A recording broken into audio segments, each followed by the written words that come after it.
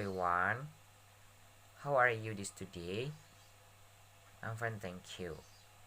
Oke, untuk materi pembelajaran minggu sekarang kita akan belajar tentang tenses. Nah, jadi tenses itu terbagi ke dalam beberapa bagian. Yang akan kita bahas pertama atau di minggu kali ini yaitu tentang predikat verb. Di predikat verb ini ada present. Nah, untuk di present ini sendiri, rumus yang pertamanya adalah subject plus predikat verb present. Nah, contohnya bagaimana nih? Contohnya I go gitu. Nah, untuk di poin kedua ini ada present continue.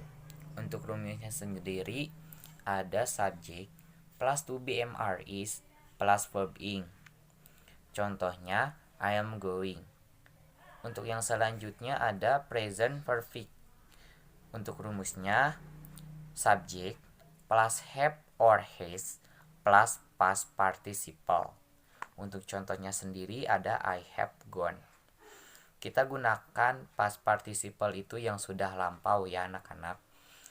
Untuk yang terakhir ada present perfect continue. Untuk rumusnya subject plus have or has plus been plus verb ing. Untuk contohnya sendiri ada I have been going. Kenapa kita tambahkan been? Karena ini salah satu bentuk syarat dari present perfect continue gitu. Nggak bisa kita nggak pakai been gitu. Kalau nggak pakai been itu berarti nggak masuk contoh ke present perfect continue gitu ya anak-anak. Bisa dipahami? Oke.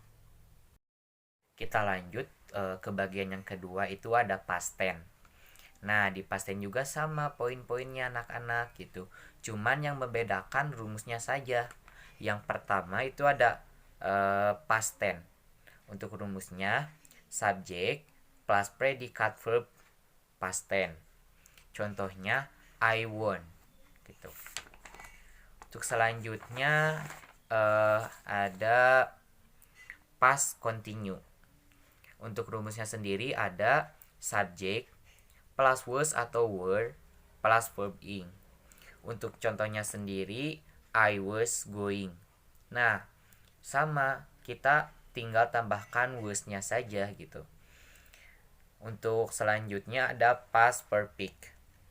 Untuk rumusnya ada subject plus had plus past participle.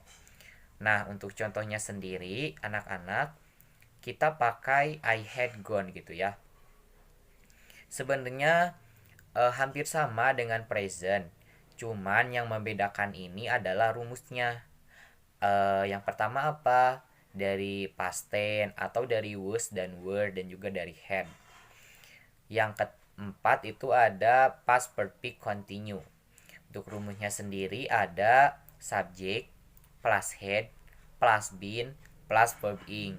Nah, untuk contohnya sendiri ini ada I had been going gitu. Sama, cuman untuk di past perfect continue kita tambahkan had. Oke. Apakah bisa dipahami anak-anak? Sip. Kita lanjut ke pembahasan yang ketiga, itu ada future. Nah, di future ini hampir sama, poinnya ada 4. Cuman tadi Bapak sudah menjelaskan di awal yang membedakan itu apa? Cuman rumusnya itu sendiri gitu. Atau ciri khas dari kalimat itu sendiri gitu ya, anak-anak. Oke. Yang pertama itu ada present future. Untuk rumusnya ada subject plus will or shall plus bare infinitive. Nah, untuk contohnya ada I will go. Karena I will go itu masuk ke dalam contoh dari bare infinitive gitu. Untuk yang kedua ada present future continue.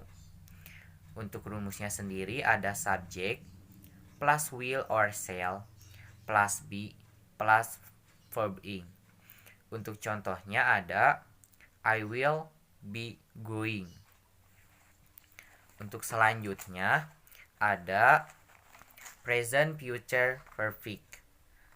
Rumusnya masih sama, subject plus will or shall plus have plus past participle.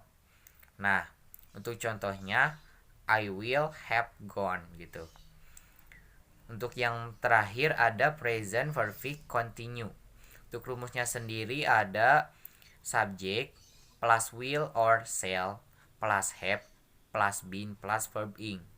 Sama untuk contohnya kita ngikutin rumusnya saja. I will have been going gitu.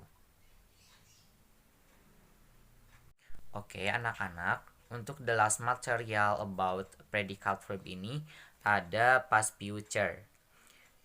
Untuk yang pertama rumusnya ada subject plus would or should plus bare infinitive. Untuk contohnya ada I would go. Untuk yang kedua ada past future continue. Untuk rumusnya ada subject plus would or should plus be plus verb ing. Nah, untuk contohnya sendiri ada I would be going. Untuk yang ketiga ada past future perfect. Rumusnya ada subject plus would or should plus have plus past participle. Untuk contohnya ada I would have gone. Untuk yang terakhir itu ada past future perfect continue. Untuk rumusnya sendiri subject plus would or should plus have plus been plus verb ing.